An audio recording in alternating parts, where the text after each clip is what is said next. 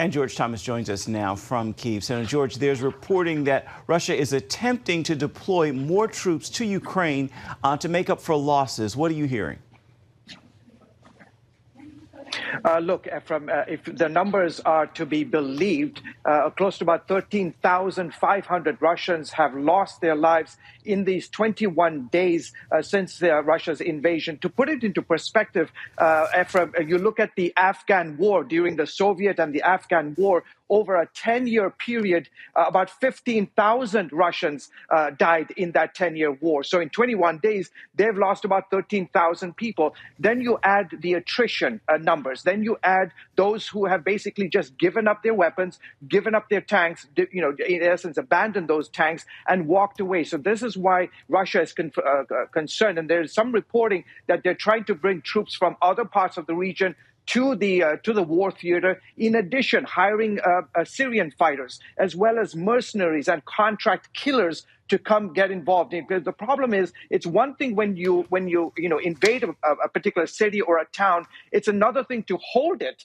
and then also continue to launch other counter offensive operations. It's a difficult thing. With 150,000 troops, it's very difficult to hold Europe's largest country, home to about 40 million people. George, as you reported, Kyiv is in the middle of a curfew. What impact is this having on Ukraine's military operations?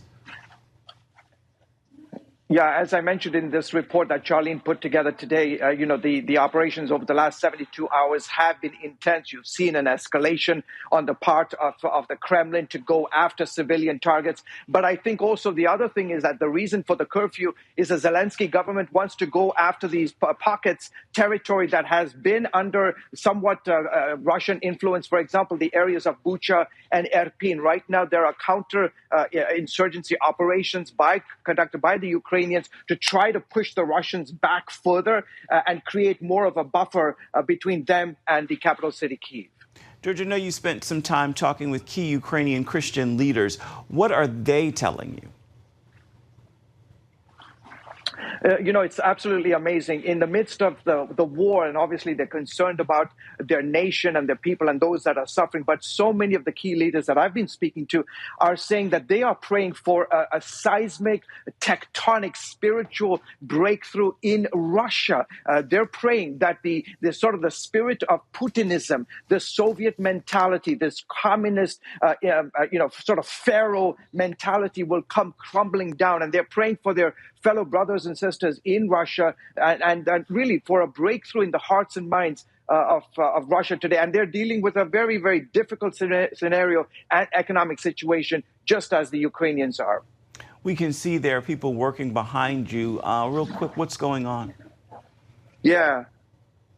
Yeah, these are the folks from YWAM Kyiv, Youth with a Mission. It's a global organization doing amazing work around the world. Well, for the last 20-some days, the folks here have been, they're feeding about 1,000 people per day. They've got, you've got diapers, you've got water, you've got food, you've got clothes. So they've been spending all this time putting all these things together, putting packets together and delivering them to the neighborhoods around their center. So tremendous work. I'm going to be doing a story on their great work in the days ahead on the 700 Club. All right. Thank you. Looking forward to that report. Thank you so much, George, our senior international correspondent reporting from Kyiv today. I want to remind you that you can help Operation Blessing's disaster relief efforts in this horrible war and humanitarian crisis in Ukraine. You can also call us at 1-800-700-7000 to do that and simply let it be known that you want to give to Operation Blessing's Disaster Relief Fund. You can write us as well, CBN Center,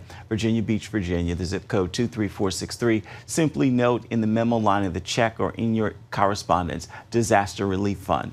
As you can text as well, just text OB Crisis to 71777. And of course, you can visit our website, cbn.com, or Operation Blessing's website, ob.org.